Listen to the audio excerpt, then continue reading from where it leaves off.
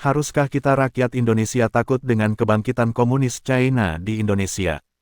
Jawab yang sederhana, lebih banyak rakyat Indonesia yang tidak takut lagi dengan soal apapun tentang komunis karena di negara China sendiri ideologi komunis itu pun sudah ditinggalkan generasi baru.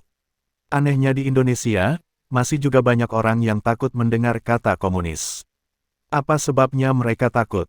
Sebahagian rakyat berhasil dibodohi dan ditakut-takuti oleh anggota Muslim Cyber Army dengan mengedar info di banyak sosmed tentang berita-berita bohong pergerakan komunis, padahal realitasnya pengaruh komunis telah memudar di masa globalisasi ini, termasuk di Indonesia. Sebahagian rakyat lagi, memang suka mendengar berita bohong dan dengan sukarela malah ikut mengedarkan berita tersebut demi memuaskan nafsu politiknya. Mari kita lihat info tentang Indonesia dan komunis Cina. Yang masih lumayan banyak yang tidak kita ketahui, untuk tidak mengatakan tidak mau kita ketahui, adalah perubahan-perubahan yang berkenaan dengan politik dan agama di China sana. Runyamnya, dua hal ini, terutama ketika tahun politik tiba, acap dikapitalisasi sebagai komoditas politik yang karenanya berpotensi mengekalkan sentimen anti-China di negara kita yang sudah teramat kental ini. Saya memaparkan 3 perubahan mendasar mengenai politik dan agama di China masa kini.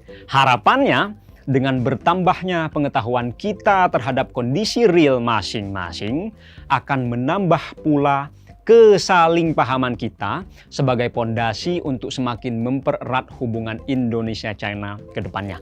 Pertama, China sudah tidak lagi terlalu banyak membicarakan ideologi. Politik sebagai panglima seperti digaungkan selama 27 tahun era Mao Zedong perlahan ditinggalkan. Penyebabnya, para pemimpin China pasca Mao menyadari ternyata sebagaimana ditegaskan oleh Deng Xiaoping, pembangunanlah yang merupakan kebenaran hakiki. Fajan cai shi ying dao li, kata Deng Xiaoping.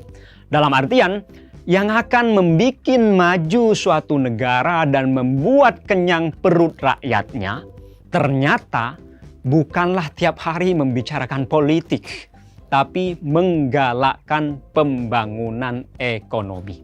Dalam ranah praksis, saya jadi teringat ketika dulu mengambil mata kuliah politik China kontemporer di kelas pascasarjana salah satu kampus ternama di China yang diajar oleh guru besar ilmu politik lulusan Amerika.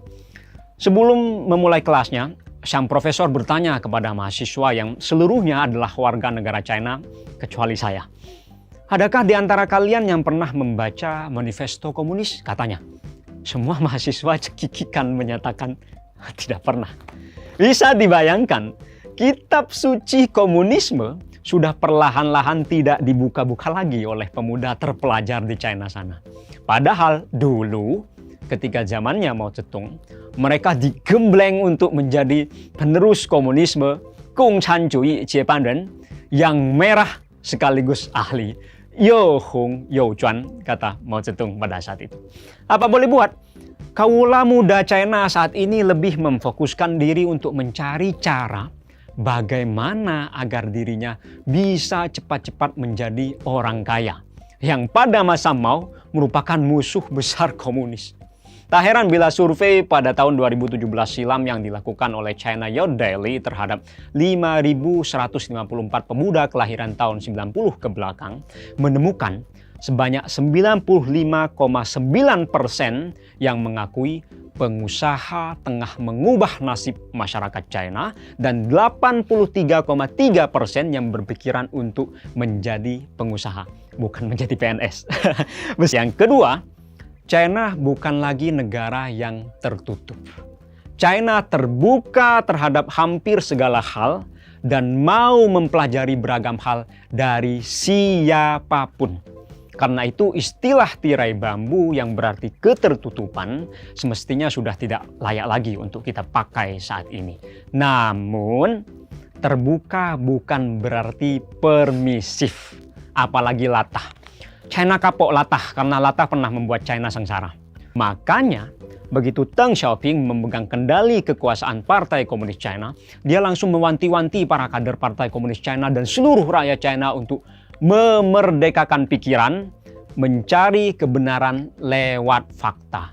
解放思想，实事求是. Nah, wejangan Deng Xiaoping itu mewujud menjadi keterbukaan China untuk mau belajar apa saja dan kepada siapa saja. Mereka lalu menyatukan seluruh unsur-unsur positif itu untuk coba diterapkan. Namun, dengan tetap berpegang teguh kepada karakteristik China sebagai titik pangkalnya. Tolak ukurnya sederhana.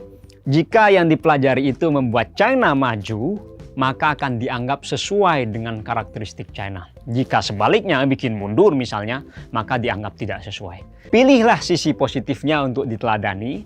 Jika ada sisi negatifnya, introspeksi dirilah, lalu perbaikilah dirimu. Itu kata filsuf agung Konfusius. Yang ketiga, China bukan lagi negara yang alergi terhadap agama.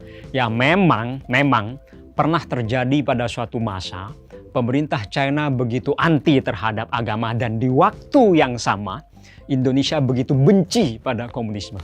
Itu sepanjang tahun 1966 sampai 1976 revolusi kebudayaan di China dan sehabis peristiwa G30S 1965 di Indonesia. Namun setelah China menerapkan kebijakan reformasi dan keterbukaan, mereka mengakui kesalahannya dan menjamin kebebasan keagamaan rakyatnya. Sementara Indonesia ya sepertinya masih kekeh pada pandangannya yang memusuhi komunisme dan selalu awas pada bahaya laten komunis setiap tahunnya. Justru sebagaimana diakui oleh Kepala Biro Keagamaan China Wang Zuo'an, di tengah ketidakpastian, perasaan tidak aman, insecure, dan sengitnya persaingan di China pasca reformasi dan keterbukaan, kok kian banyak penduduk China yang memeluk agama untuk memenuhi kebutuhan rohani mereka. Kedepan, bukan tidak mungkin jumlah penganut agama di China akan terus meninggi dan ini akan membawa tantangan tersendiri bagi Partai Komunis China. Bagaimana Partai Komunis China memperlakukan para penganut agama di negara yang dipimpinnya akan sangat menentukan citra China di mata dunia.